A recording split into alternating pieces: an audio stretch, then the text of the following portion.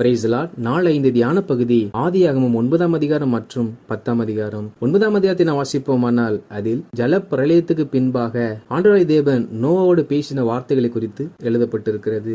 ஆண்டவராகிய தேவன் நோவாவையும் அவன் குமாரரையும் ஆசீர்வதித்து நீங்கள் பழுகி பெருகி பூமியை நிரப்புங்கள் என்பதாக கூறினார். ஜல பிரளயத்தினால் எல்லா மனிதர்களும் மாண்டு போனார்கள். நோவா, அவருடைய மனைவி, அவருடைய 3 குமாரர், அவர்களுடைய 3 மனைவிகள் என்று இந்த பூமியில் 8 பேர் மாத்திரமே வாழ்ந்தார்கள். கர்த்தருடைய ஆசீர்வதித்து பழுகி பெருகும்படி செய்ததன் நிமித்தமாகவே அவர்கள் மூலமாக பூமியில் சந்ததி பெருக ஆரம்பித்தது. மனிதர்கள் பூமியில் பெருகினார்கள். இந்த நாள் நாம் பார்க்கிறபடி எல்லா தேசங்களிலும் இருக்கிற எல்லா மனிதர்களும் இவர்கள் மூலமாக இவர்கள் சந்ததியினால் பூமியில் வந்தவர்களாகும். நாமும் இவருடைய சந்ததியில் தான் பிறந்திருக்கிறோம் என்பது குறிப்பிடத்தக்கது. மேலும் கர்த்தர் நோவாவை நோக்கி, உங்களை பற்றிய பயமும் அச்சமும் பூமியில் உள்ள சகல மிருகங்களுக்கும் ஆகாயத்தில் உள்ள சகல பறவைகளுக்கும் உண்டாயிருக்கும் என்பதாக சொன்னார். எல்லா விலங்குகளும் எல்லா பறவைகளும் மனிதர்களை பார்த்து பயப்படுகிறது. காரணம் என்னவென்றால் தேவன் மனிதர்களுக்கு எல்லாம் பயப்படும்படிக்கு எல்லா விலங்குகளுக்குள்ளாக அச்சத்தை உண்டாக்கியிருக்கிறார். எல்லாமே மனிதனுக்கு கட்டுப்படக்கூடியவைகள் தான். மேலும் கர்த்தர் பூமியில் நடமாடுகிற யாவும் சமுத்திரத்தின் மச்சங்கள் யாவும் உங்களுக்கு கையளிக்கப்பட்டன. அதாவது பூமியில் நடமாடுகிற எல்லா ஜீவன்களும் அதே போல சமுத்திரத்தில் இருக்கிற எல்லாவற்றையும் கர்த்தர் மனிதனுடைய கரத்தில் ஒப்பு கொடுத்திருக்கிறார். மேலும் கர்த்தர் நடமாடுகிற ஜீவ ஜந்துக்கள் யாவும் உங்களுக்கு ஆகாரமாய் இருப்பதாக, பசும் பூண்டுகளை உங்களுக்கு ஆகாரமாய் தந்தது போல அவைகள் எல்லாவற்றையும் உங்களுக்கு தந்தேன். அதாவது ஆதாம் காலத்தில் கர்த்தர் பூமியில் உள்ள புல் பூண்டுகளை தான் மனிதனுக்கு ஆகாரமாய் கொடுத்தார். மனிதன் சைவ உணவை புசித்தான். ஆனால் நோவா காலத்திற்கு பிற்பாடுதான் ஆண்டவராகிய தேவன் நோவாவை நோக்கி, நடமாடுகிற ஜீவ ஜந்துக்கள் உங்களுக்கு ஆகாரமாய் இருப்பதாக, எப்படி நான் பசும் பூண்டுகளை உங்களுக்கு ஆகாரமாய் தந்தேனோ அதே போல நடமாடுகிற ஜீவ ஜந்துக்களையும் உங்களுக்கு ஆகாரமாய் தருகிறேன் என்பதாக சொன்னார். இது நிமித்தமாக தான் இந்நாட்களில் நாம் நடக்கிறவைகளையும் பறக்கிறவைகளையும் ஊறுகிறவைகளையும் விதைக்கிறவைகளையும் அடித்து புசிக்கிறோம். காரணம், அந்த நாளில் கர்த்தர் அதை மனிதர்களுக்காக கையளிக்கப்பட்டதாக சொல்லி அவைகளை புசிக்கும்படி சொன்னார். எனவே நாம் இந்த நாள் வரையிலும் அசைவ சாப்பாடுகளை சாப்பிடுகிறோம். மேலும் தேவனாய் கர்த்தர் மனிதனுடைய இரத்தத்திற்காக நான் பழி வாங்குவேன் என்பதாக நோவாவிடத்தில் சொன்னார். அதாவது மனிதனுடைய இரத்தம் பூமியில் சிந்தப்படும் என்றால் அதற்காக தேவனாய கர்த்தர் பழி வாங்குவாராம். அதுவும் யாரிடத்தில் என்றால் மனிதனுடைய உயிருக்காக அவனவன் சகோதரனிடத்தில் பழி வாங்குவேன் என்பதாக சொல்லுகிறார். அதாவது நம் குடும்பத்திற்கு நாம் தான் உத்தரவாதிகள், நம்மோடு உடன் பிறந்தவர்களுக்கு நாம் தான் உத்தரவாதிகள். அவர்களுக்கு தீங்கு நேரிடும் என்றால் கர்த்தர் முதலாவது அவைகளை நம் கருத்தில் தான் கேட்பாராம். காரணம், நாம் அவர்களுடைய சகோதரர். கர்த்தர் ஏன் அப்படிப்பட்ட சகோதர உறவை கொடுத்திருக்கிறார் என்றால், ஒரே தாயின் வயிற்றில் 2-3 பேர் பிறக்கும்படி செய்திருக்கிறார் என்றால் நாம் ஒருவருக்காக ஒருவர் உத்தரவாதம் பண்ணவும் ஒருவருக்காக ஒருவர் உதவி செய்யவும் வேண்டும்.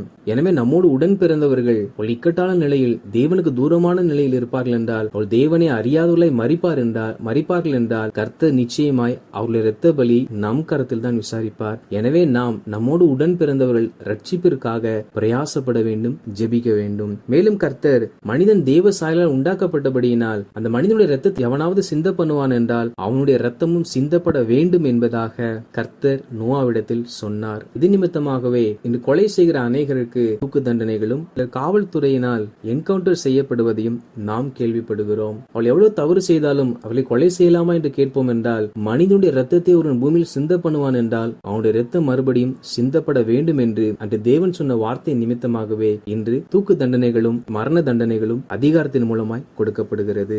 மேலும் தேவனாய கர்த்தர் நோவாவை நோக்கி, நான் இந்த நாளில் உங்களோட உடன்படிக்கை ஏற்படுத்துகிறேன் என்பதாக சொன்னார். அந்த உடன்படிக்கை என்னவென்றால், இனி நான் ஒரு நாளும் ஜல பிரளயத்தினால் மனிதர்களை அழிக்க மாட்டேன் என்பதாக சொல்லியிருக்கிறார். எனவே இனி ஒரு நாளும் பூமி முழுவதும் நீரால் மூழ்கப்பட்டு மனிதர்கள் மறிக்க மாட்டார்கள். இதை கர்த்தர் நோவாவோடு கூட உடன்படிக்கையாக ஏற்படுத்தினார். இதை கர்த்தர் என்றென்றும் தன் நினைவில் வைத்துக் கொள்ளும்படிக்காகத்தான் மழை பெய்யும் அந்த நேரங்களில் வானவில்கள் நமக்கு காட்சியளிக்கின்றன. இது எதை காண்பிக்கிறது என்றால், தேவனாய் கர்த்தர் பூமியில் மழையை கட்டளையிடும் பொழுதெல்லாம் அந்த வானவில்லும் காட்சியளிக்கும். அப்பொழுது கர்த்தர் நோவோடு தாம் செய்த செயல்களை நினைவு கூர்ந்து இந்த மழையினால் மனிதர்கள் அழிக்கப்படாதபடிக்கு அதை நினைப்பாராம். எனவேதான் மழை பெய்யும் பொழுதெல்லாம் வானவில் தோன்றுகின்றன.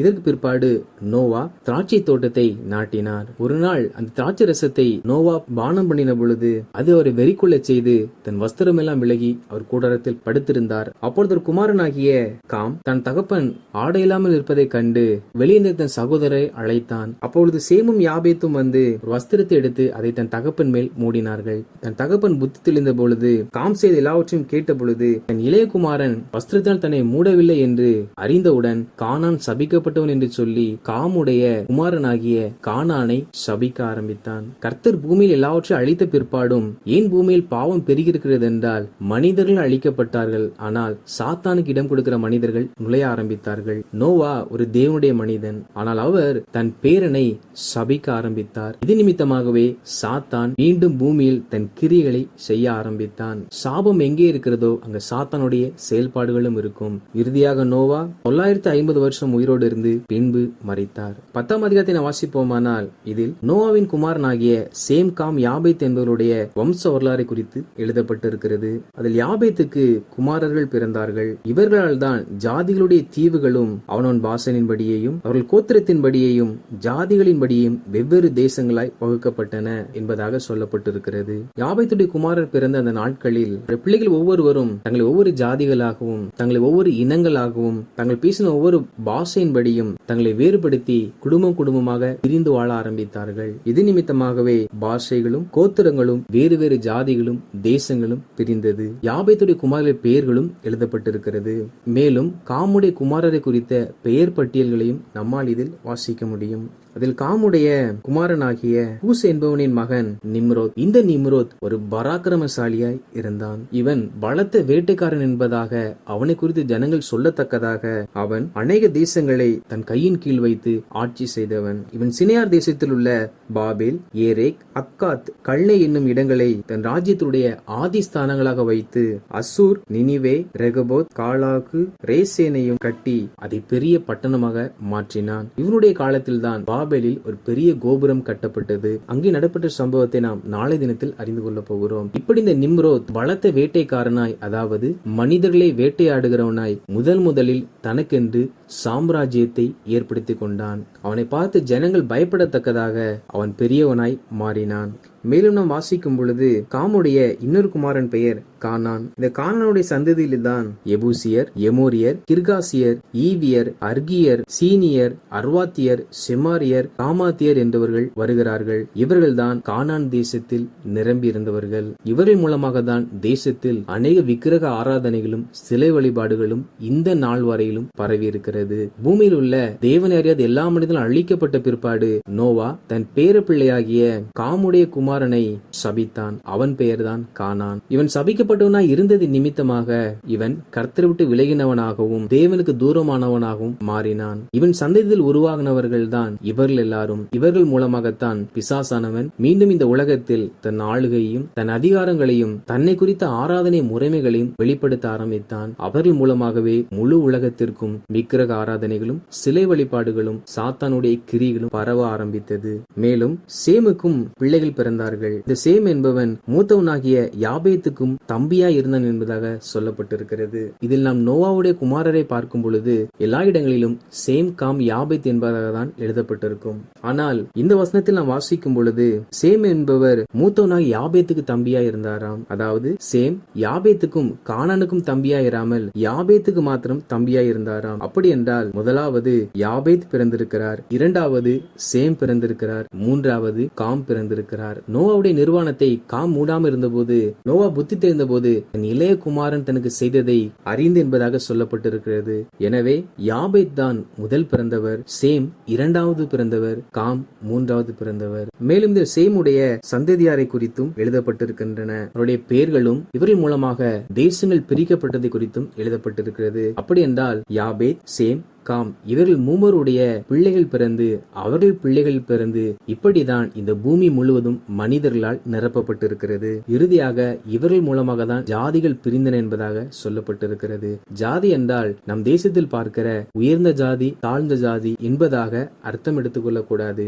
ஜாதி என்பதன் பொருள் ஜன கூட்டமாகும். இதில் ஒவ்வொருவரும் தங்களுக்கு பிள்ளைகள் பிறக்கும் பொழுது இவர்கள் தங்களை தனி ஒரு கூட்டமாக பிரித்து கொண்டார்கள். இப்படி ஒவ்வொரு திருமணம் பெற்றவுடன் தங்கள் சகோதரோடு கூட ஒருமித்து வாசம் பண்ணாமல் ஒவ்வொருவரும் பிரிந்து அவர்கள் தனி குடும்பங்களாக மாறி இப்படி மனிதர்கள் பிரிவினை உண்டாக்கி அவர்கள் பூமியில் இருக்கிற எல்லா இடங்களுக்கும் சிதறி போனார்கள். இது நிமித்தமாகவே மனிதர்கள் பூமியில் பழுகி பெருகினார்கள். வாசித்த அந்த அதிகாரிகளின்படி கர்த்தருடைய ஜனங்களாகிய நாம் ஒரு நாளும் நம்முடைய பிள்ளைகளை சபிக்கிறவர்களாகவும் அவர்களை அவதூறான வார்த்தைகளினாலும் இழிவான வார்த்தைகளும் பேசுகிறவர்களாக காணப்படாதபடிக்கு அவர் நமக்கு கிருபை தருவாராக.